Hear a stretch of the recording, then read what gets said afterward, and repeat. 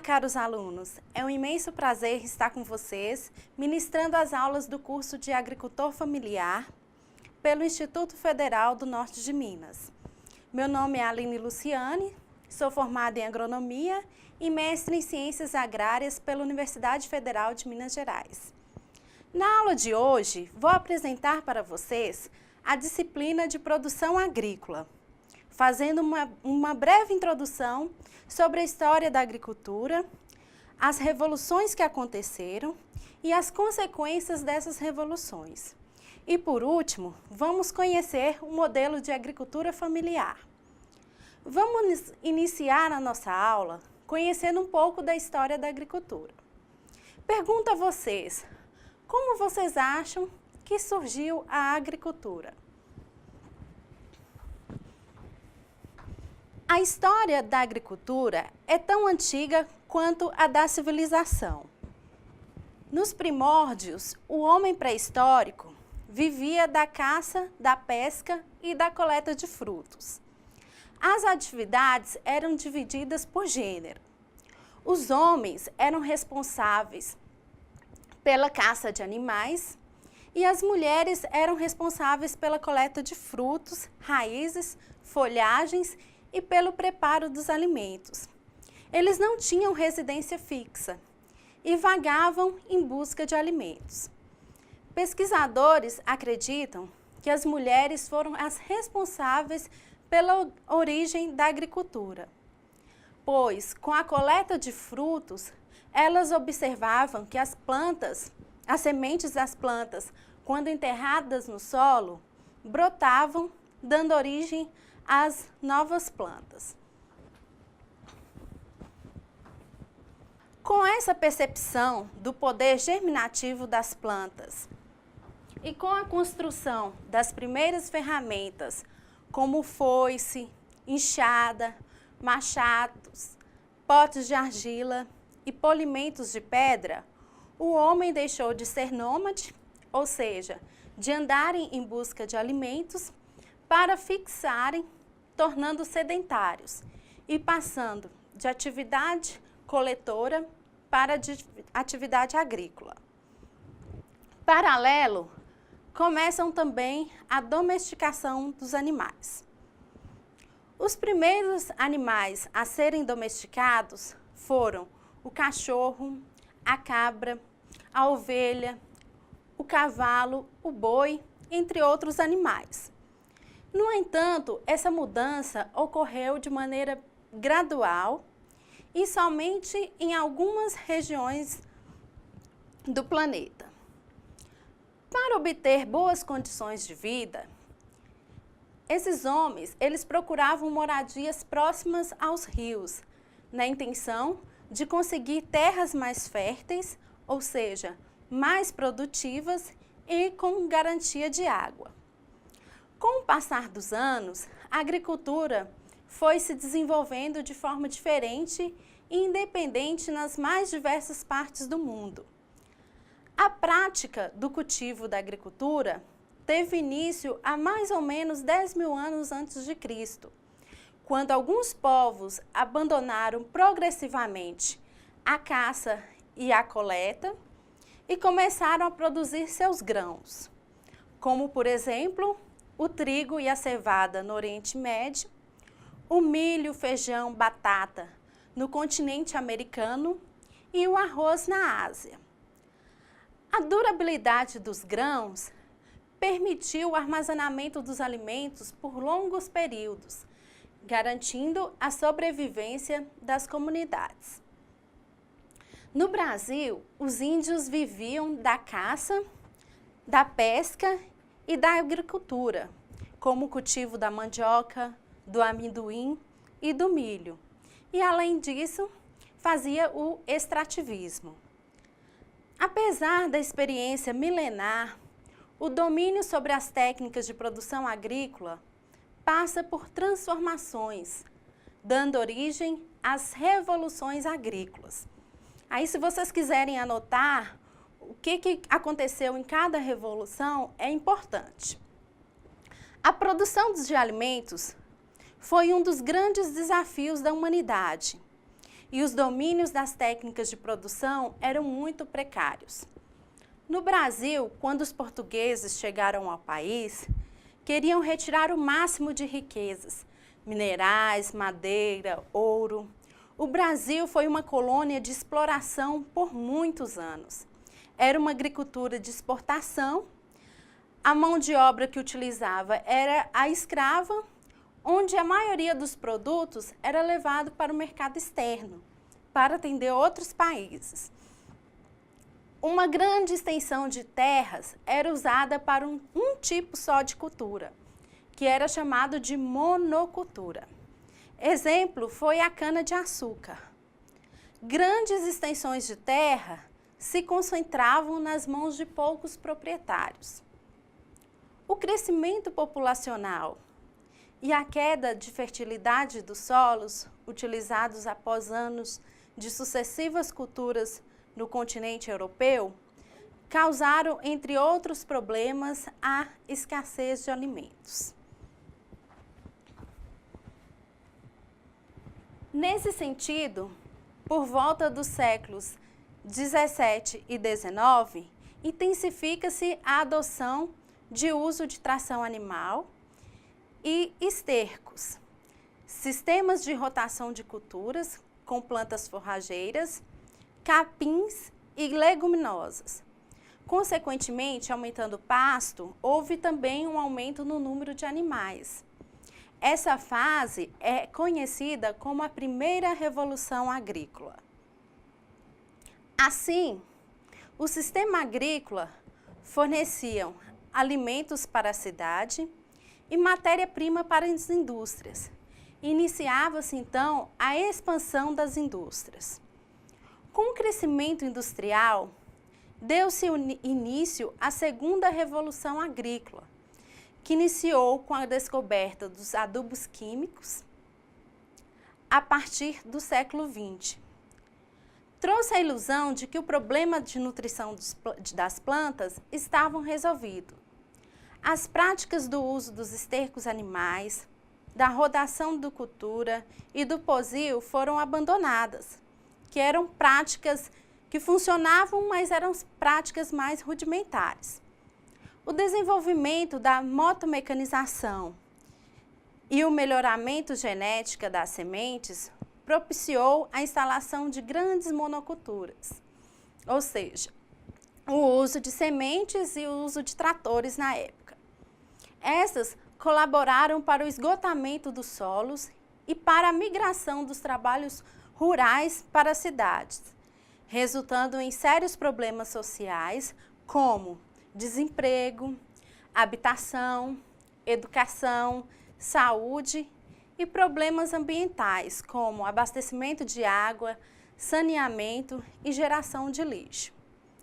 A adubação com os macronutrientes, conhecidos como NPK, que incluíam nitrogênio, fósforo, potássio, que são os principais elementos das plantas, sem preocupar com a reposição da matéria orgânica, que é um adubo natural para as plantas, logo mostrou problemas de deficiência de micronutrientes, ao mesmo tempo em que pragas e doenças se tornaram mais sérias. Surgiram, então, os agrotóxicos. Os agrotóxicos são produtos químicos, utilizados pelas plantas para o controle de pragas e doenças.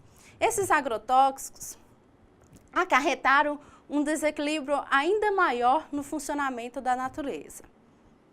A partir da segunda metade do século XX, os países desenvolvidos criaram uma estratégia de elevação da produção agrícola mundial, por meio da introdução de técnicas mais apropriadas de cultivo, mecanização, uso de fertilizantes e defensivos agrícolas, e ainda a utilização de sementes, variedades de alto rendimento e variedades geneticamente melhoradas em substituição às sementes tradicionais, que são menos resistentes aos defensivos agrícolas, chamados de pacotes tecnológicos. Concebido nos Estados Unidos, esse processo ficou conhecido como Revolução Verde. Sua principal bandeira era combater a fome e a miséria dos países mais pobres, por meio da introdução de técnicas mais modernas de cultivo.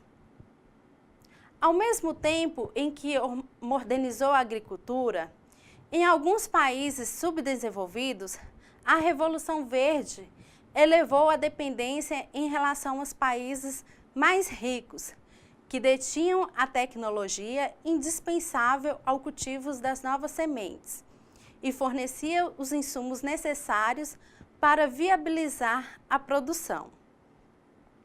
A elevação da produtividade diminuiu o preço de diversos produtos para o consumidor, mas o custo dos insumos aumentou numa escala muito maior. A produção de determinados gêneros, contemplados pela Revolução Verde, era viável quando realizada em grande escala, em grandes propriedades agrícolas. Dessa forma, muitos pequenos proprietários ligados à agricultura comercial ficaram incapacitados de incorporar essas novas tecnologias, abandonaram suas atividades e venderam as suas propriedades, com impacto desastroso na estrutura agrária de diversos países, entre eles o Brasil. Então, vamos lembrar aqui. Então, a Revolução Verde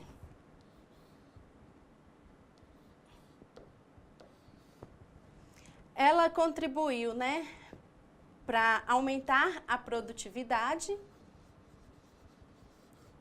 mas, por um lado, ela também diminuiu o preço dos produtos agrícolas. Ela foi intensificada por 3 grupos. O primeiro são as indústrias,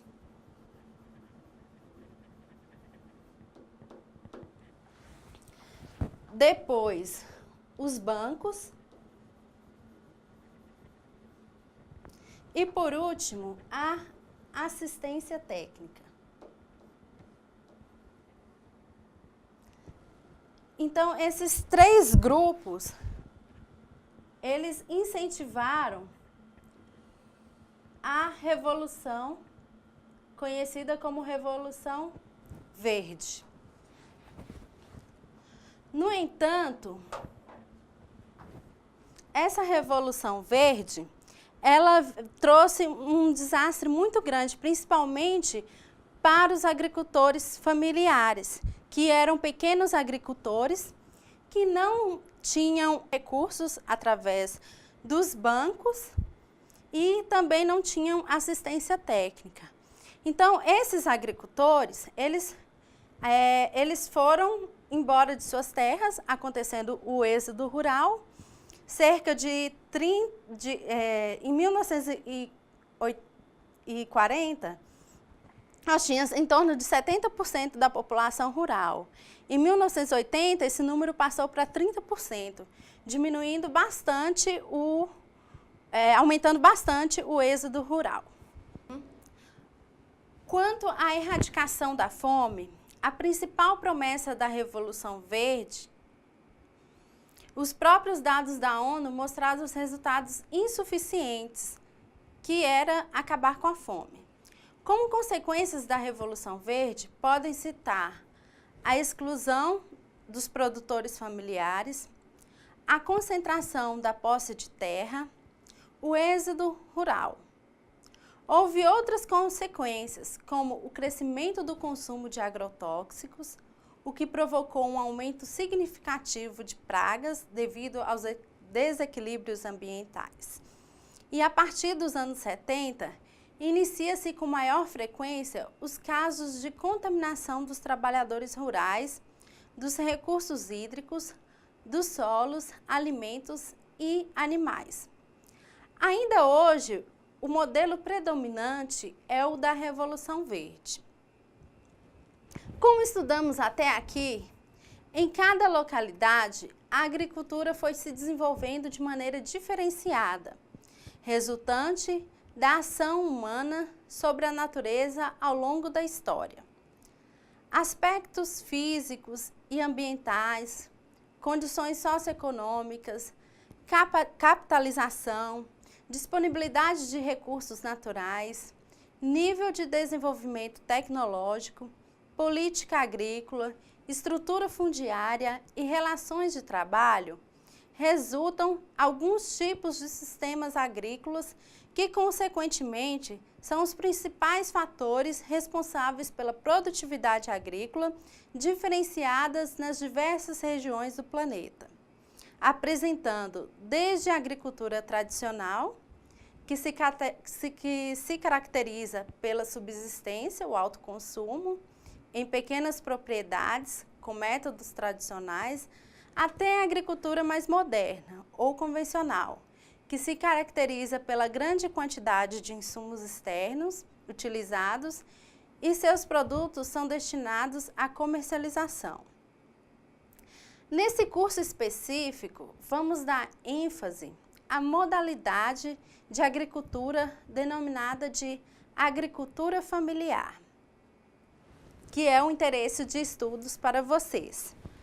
Primeiramente, eu pergunto a você, o que é uma agricultura familiar e qual a importância tem a agricultura familiar para o nosso país?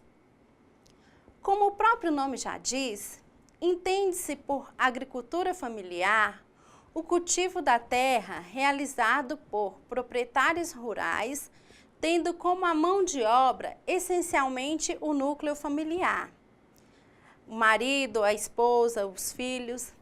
Dentro desse conceito, segundo definição estabelecida pelo Ministério do Desenvolvimento Social e Combate à Fome, o MDS, a agricultura familiar combina a produção de várias culturas, ou seja, uma diversidade de cultivos, com a criação de animais e o beneficiamento de produtos, tanto para o consumo da própria família, quanto para a comercialização.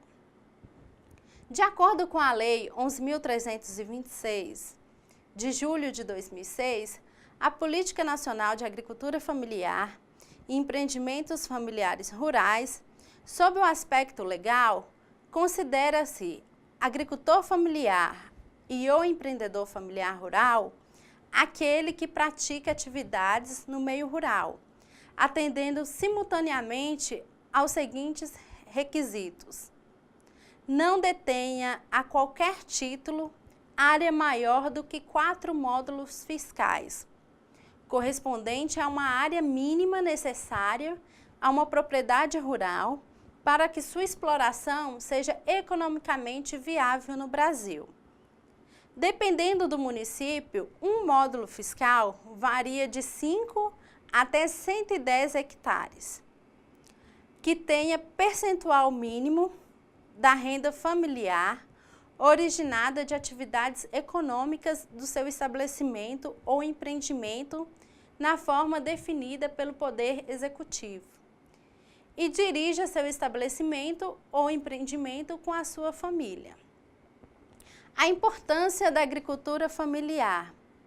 A agricultura familiar, ela mantém as ofertas regularizada e diversificada de alimentos, abastece o consumo interno, ela contribui para a geração de renda e emprego e uma densidade demográfica rural.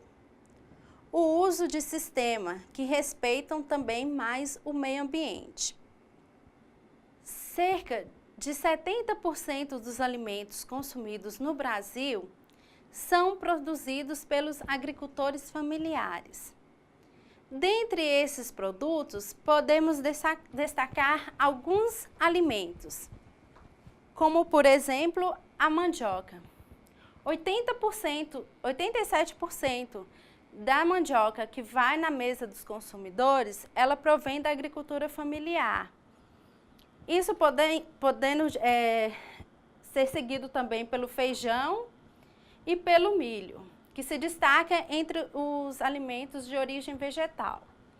Segue também os alimentos de origem animal, onde 58% do leite que vai para a mesa do consumidor provém da agricultura familiar, seguido pela carne de aves, 50%, e a carne suína, 59%. Segundo os dados do Censo Agropecuário do Instituto Brasileiro de Geografia e Estatística, o IBGE, cerca de 84% do total de propriedades rurais do país pertencem a grupos familiares. São mais de 4 milhões de unidades produtivas no Brasil, sendo que no estado de Minas Gerais estão concentrados cerca de 10% deste total, ou seja, 437 mil propriedades de agricultores familiares, sendo o segundo maior do estado. Em relação ao número de pessoas que exercem atividades no campo, representam mais de 74% das ocupações de trabalhos no campo. Em resumo, esses números significam que 7 de cada empregos no campo são gerados pela agricultura camponesa, ou seja, agricultura familiar. Em relação ao tamanho da área ocupada, esse resultado mostra que, apesar da maior parte dos agricultores serem familiares, cerca de 85%, a área ocupada por eles é bem menor, cerca de 24%. Isso mostra que no Brasil ainda existe uma concentração de terras. Os estabelecimentos são oriundos da agricultura familiar, ocupa mais de 75% da área. Então, na agricultura familiar, apesar da gente ter um número grande de agricultores, a área ocupada por eles é uma área pequena. Ou seja, ainda temos problemas de distribuição de terras no nosso país. Apesar de ocupar uma área de 24% do total, o valor bruto gerado pela produção chega a ter 38%. Mas os desafios da agricultura familiar para atender a demanda por alimentos saudáveis e em quantidade são muitos, a começar pela renda. Sem uma renda que garanta vida digna às famílias, as famílias continuarão abandonando o meio rural. A insuficiência de investimentos em infraestrutura produtiva, de beneficiamento, armazenamento, transportes e preços remunerados, bem como o acesso a políticas públicas de cunho social, como saúde, educação, previdência e transportes públicos, são fatores decisivos para a permanência das pessoas no campo. Por outro lado, é necessário aprofundar conhecimentos sobre sistemas de produção que proporcionem melhoria contínua das condições de vida de agricultores familiares, garantindo renda e sustentabilidade rural, ambiental, de modo que todas as potencialidades do estabelecimento de produção possam ser aproveitadas sem prejuízos à natureza. Por hoje ficamos por aqui. Na próxima aula, vamos estudar algumas práticas de produção agrícolas utilizadas pelos agricultores familiares.